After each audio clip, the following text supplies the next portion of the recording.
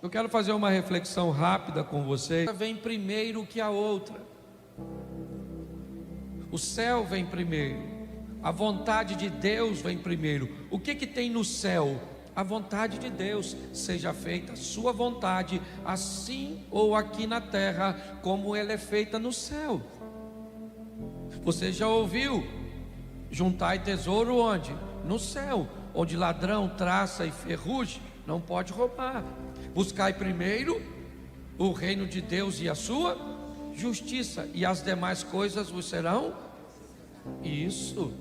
Que adianta o homem ganhar o mundo inteiro e perder o céu? Então é muito importante nós entendermos, pastor, mas isso é muito abstrato. Porque o céu não se ensina, o céu se revela.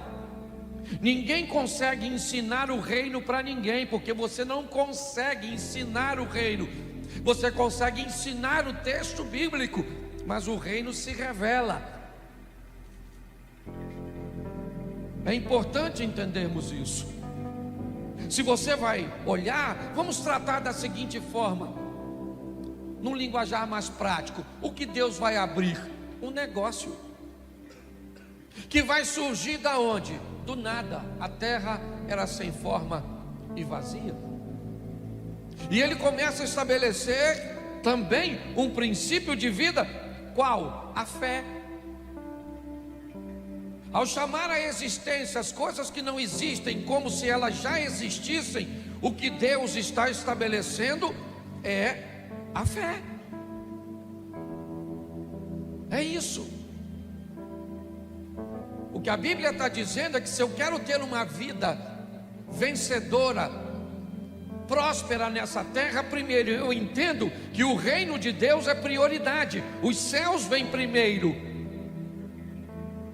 Há um tempo atrás, alguém queria dar o dízimo na igreja aqui, sendo membro de outra igreja, e eu disse para essa pessoa que não podia dar, e ele me disse que eu não sabia o valor do dízimo dele, porque se eu soubesse, eu receberia. E eu disse para ele que não interessava o valor do dízimo dele, ele não era grande o suficiente para comprar meu princípio,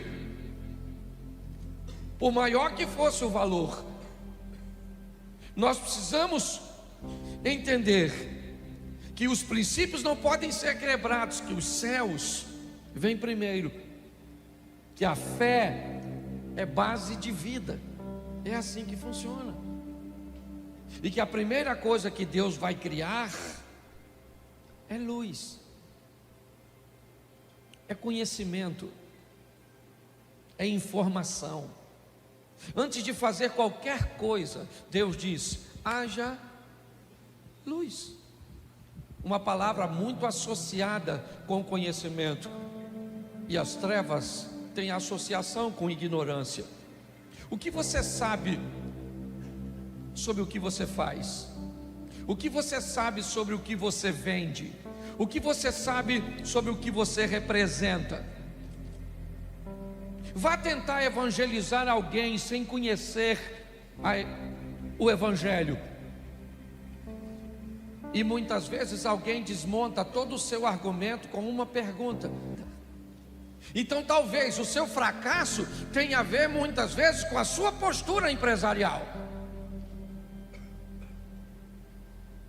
Você precisa descobrir o motivo. Vai lá e olha, e saiba de uma coisa: se ele estiver em você, a visibilidade vai ser muito difícil, porque defeito em nós é como caroço de feijão no dente. Porque caroço de feijão no dente você vê nitidamente, desde que esteja no dente dos outros.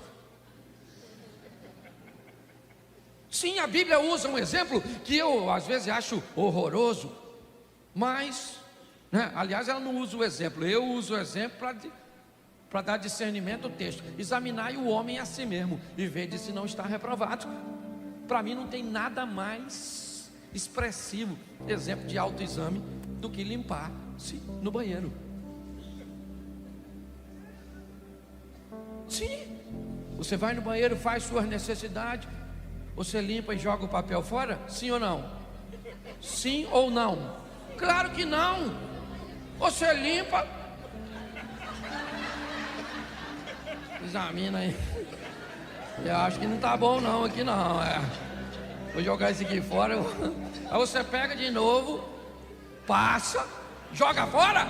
Não, limpa. A direita limpou, mas a esquerda ainda tá meio danificada.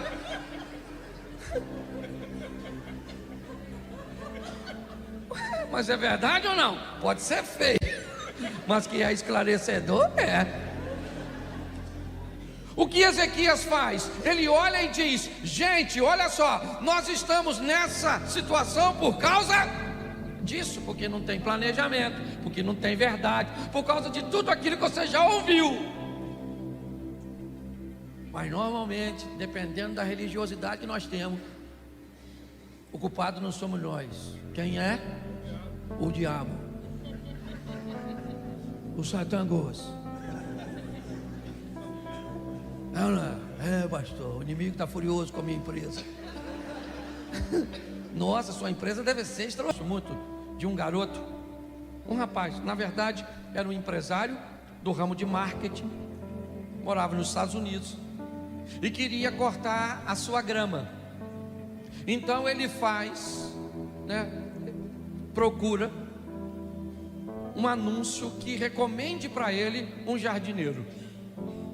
Horas depois, um garoto de 19 anos, mais ou menos 20 anos, bate na porta dele com uma picape trazendo consigo as ferramentas.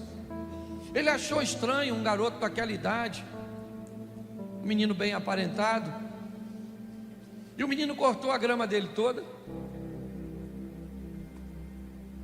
podou, botou tudo dentro de sacos, botou na picape, e ele ficou olhando aquele garoto prestando um serviço tão legal,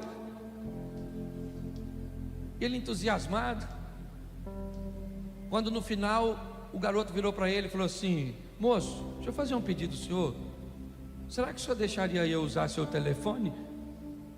Ele achou o pedido estranho, mas o menino fez um serviço tão legal que ele disse: claro, pode usar. Mas ele, intrigado com o pedido, foi prestar atenção, foi ouvir para quem o menino ia ligar. E de repente o menino ligou e falou assim: ô minha senhora, boa tarde, a senhora não está precisando de um jardineiro? Ela disse: não, eu já tenho um. Ele disse: mas eu corto a grama e levo todo o lixo. Ela disse: mas o meu jardineiro também faz isso. Ele disse: mas eu ainda podo. Ela disse: o meu jardineiro também faz as podas. E ele disse: mas eu lubrifico e deixo as ferramentas tudo arrumadinho. Ela disse: o meu jardineiro também faz isso. Ele disse: olha, mas o meu preço é muito bom. Ela disse: mas eu estou muito satisfeito com o preço do meu jardineiro. Aí ele disse: tá bom, muito obrigado pela atenção, e desligou o telefone. Aí o homem que estava ouvindo disse para ele: acho que você perdeu uma cliente. E ele disse: não, o jardineiro dela sou eu, só estava fazendo uma pesquisa de satisfação.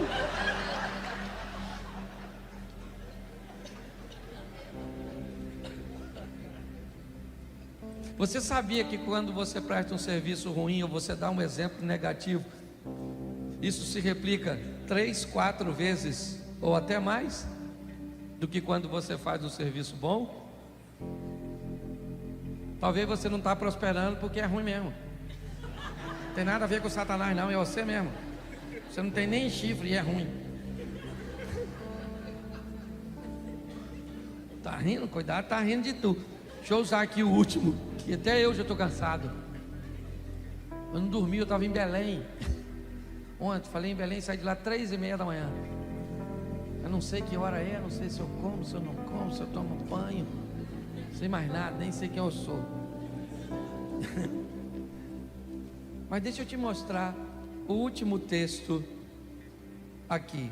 Gênesis 41:15. Presta atenção nesse cara, porque ele é extraordinário. Também é um solucionador de problema. Você já ouviu falar dele aqui? José do Egito. Então, ou melhor, o faraó disse a José: tive um sonho que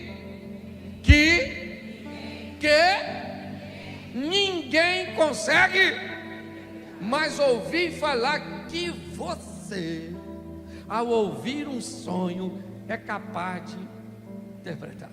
Esse cara vai virar um governador? Por quê? Por que ele vai virar um governador? Porque ele é capaz de solucionar um problema que ninguém soluciona, meu filho. Você quer fazer o que todo mundo está fazendo? Vai acontecer com você? Nada. Você tem que falar assim: o que eu tenho que solucionar? Algo que ninguém soluciona. Um cara estava estudando, lendo, e começou a ficar cansado. E aí, para desestressar, para dar um alívio, em seu momento de estudos, ele abriu a porta e foi caminhar no jardim. Quando de repente ele volta para dentro de casa, ele olha para suas pernas, está cheio de carrapicho. Ele começa a tirar os carrapichos, essa praga, colou tudo aqui. Aí ele pensou: como é que esse carrapicho colou aqui no meio? Ele não tem cola. Aí ele botou numa lupa, levou para um microscópio e criou o velcro. Aí toda vez que você faz assim, ó, num velcro, ele ganha dinheiro, porque ele pensou em algo que você não pensou. Presta atenção, é algo que só vai crescendo. Bota o verso 25 do 41. Olha o que José diz agora para o faraó. O faraó teve um único sonho, aquele sonho da vaca magra, da vaca gordinha, lembra? Da vaquinha magrinha que comia gordinha, de uma espiga. Eu não sei como é que alguém sonha com espiga que come outra. Isso parece os vegetais, um desenho animado, sei lá, Alice. Também não sou obrigado a saber tudo. Ele disse: o José falou para o faraó, o senhor teve um sonho, disse-lhe José. E o que aconteceu nesse sonho? Deus revelou o que está para... Cara, esse José é fera. Olha o que ele fala para o faraó. Aí faraó, Deus está conversando com o senhor. No versículo anterior, ele disse que Deus conversava com ele. Eu não interpreto o sonho, mas eu conheço um Deus que se colocou lá Agora ele diz para o faraó: aí faraó, Deus está falando com o senhor algo que vai acontecer. José sobe, mas leva o faraó com ele, porque quem segura os outros embaixo também tem que ficar embaixo quando você quer impedir alguém de crescer. Tenta segurar alguém para que ele não cresça, e você vai ver o que acontece contigo. Você não tem oportunidade de crescer, você está gastando tanto tempo, sabe, para lutar contra o sucesso dos outros, que o seu também não acontece. Eu gosto desse cara, porque ele agora fala para o faraó: Deus está falando com o senhor sobre o futuro. Faraó, eu imagino o faraó: é isso aí mesmo, Deus conversando com o outro. Pô, esse Zé é maneiro, hein? Fala as coisas que a gente gosta, parece estelionatário. Ficou ruim agora, né? Põe o verso 32. Eu gosto desse diálogo, porque ele é muito maneiro. Olha o que José fala. Aí quem trabalha com venda: o sonho veio ao faraó 2 vezes, porque já foi decidido por Deus que se apressa em realizar. Escassez. Faraó, não dá para pensar muito. Apressa, faraó, apressa. Pô, se esse cara não é malandro, se não há sabedoria, aliás, é um sábio conversando com o outro, que nunca discuta com um tolo, porque senão ele te leva para o campo de batalha dele e te lasca. Não adianta discutir com. Se um tolo falar que tomate é maçã, deixa ele fazer salada. Quando nós olhamos aqui, o que o faraó quer? Alguém que interprete o sonho, sim ou não? Só isso. Mas olha o que José diz no verso 33. Depois